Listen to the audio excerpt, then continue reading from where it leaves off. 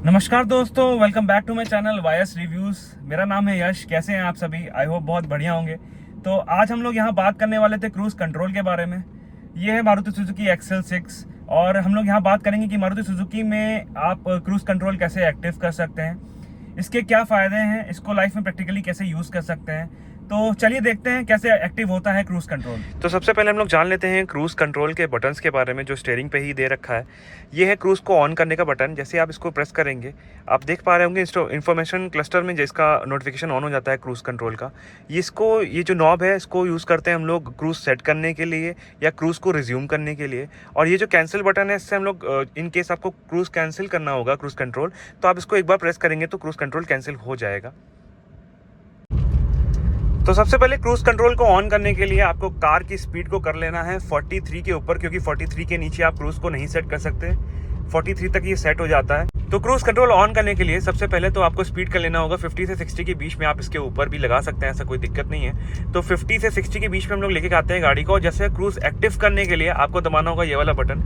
तो जैसे ही आप इस बटन को दबाएंगे, आप देख पा रहे होंगे इन्फॉर्मेशन क्लस्टर में इसका नोटिफिकेशन आ गया है। अब इसको किसी भी स्पीड पे सेट करने के लिए ये जो नॉब है, इसको आपको नीचे ड्रैग करना होगा। नीचे जैसे आप इसको करेंगे, पुश करेंगे, तो ये स्पीड वहाँ पे दिखा देगा और क्रूज़ आपका एक्टिव हो जाएगा।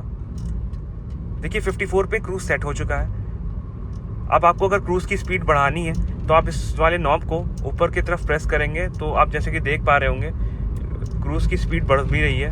अगर आपको इसको घटाना होगा तो आप उसको ऐसे नीचे की तरफ प्रेस करेंगे तो ये स्पीड घट भी जाएगी। जैसे ही आप लोग क्रूज़ की लिमिट को आप लोग क्रॉस करते हैं, इन केस आपने एक्सीलेटर पैडल को दबाया, तो यहाँ पे जो स्पीड होती है वो ब्लिंक करने लगती है कुछ इस तरह।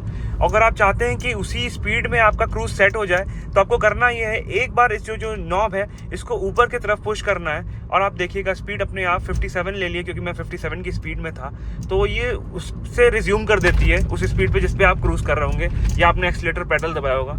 एक बार समझाने के लिए फिर मैं बता देता हूँ। जैसे कि आप 57 की स्पीड पे क्रूज़ कर रहे हैं और आपने एक्सीलेटर दबाया और आपकी गाड़ी अप्रॉक्स 60 पहुंच गई है, तो आपको चाहते हैं कि आप 60 के आसपास उसको सेट कर लें, तो आपको फिर इसको एक बार पुश करना है और ये देखिए गाड़ी 60 पे क्रूज़ इसका सेट हो चुका है। तो क्रूज़ को कैंसिल कैसे करते हैं? तो क्रूज़ को कैंसिल करने के दो तरीके हैं। या तो आपको ये जो बटन दिख रहा है आप उसको भी प्रेस कर सकते हैं, या इमरजेंसी जब भी आप लोग ब्रेक पैडल पे हल्का सा पुश करते हैं या ब्रेक लगाने की ज़रूरत पड़ती है, तो अपने आप ही ये क्रूज़ बंद हो जाता है। जैसे कि ये देखिए, मैं इस पर हल्का सा ब्रेक लगाता हूँ और आप लोग देख पा रहे होंगे कि गाड़ी का एक्सीलरेशन डाउन होना शुरू हो गया है, तो क्रूज़ डीएक्टिव हो जाता है इस तरह से।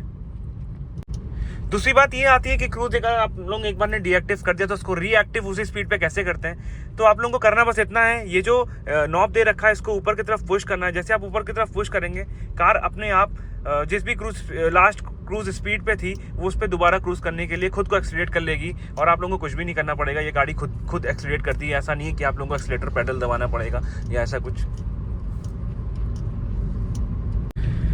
तो जब भी आप लोग क्रूज़ यूज़ करें, इस चीज़ का ज़रूर ध्यान रखें कि आपका जो एक्सीलेटर पे आपका हमेशा पैर हल्का सा टिका होना चाहिए। हाँ, आप थोड़ा सा आराम कर सकते हैं, उससे थोड़ा सा आप रिलैक्स कर सकते हैं, थोड़ा देर पैर पीछे रख के, बट कोशिश यही करें कि हल्का सा आप एक्सीलेटर पे पैर रखे रहें। मैं ये इसलिए कह रहा हूँ क्योंकि जब भी आपको कभी इन केस आपको पैनिक ब्रेकिंग की ज़रूरत पड़ गई, आपको बहुत तेज़ ब्रेक लगाना होगा, तो आप लोग इतना तेज उस पर एक्टिव नहीं कर पाएंगे और हो सकता है कि आप लोग गलत पैडल भी दबा दें।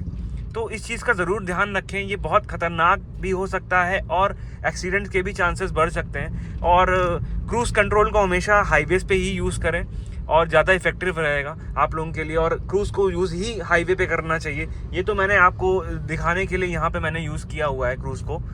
और बहुत लोगों को ये डाउट रहता है कि क्रूज़ कंट्रोल अगर एक्टिव रहता है तो क्या अपने आप भी ब्रेकिंग लग जाती है या किसी के सामने आने पे? तो भाई ऐसा नहीं होता है। इस चीज़ का बहुत ज़्यादा ध्यान रखें। हमेशा क्रूज़ कंट्रोल एक्टिव करने के बाद आप लोग भी एक्टिव रहें, और जैसे ही आप लोगों को मैनुअली ही ब्रेक लगाना पड़ेगा, ऐसा नहीं होता है। मैंने बहुत लोगों से सुना है कि क्रूज़ कंट्रोल एक्टिव करने से ऐसा भी होता है। क्या बहुत लोगों के मन में डाउट होता है? तो भाई ऐसा बिल्कुल भी नहीं है। ये आप लोगों के लिए बहुत ही ज़्यादा खतरनाक भी हो सकता है। ये बहुत अच्छी भी चीज़ है और बहुत कभी कभी खतरनाक भी बन सकती है।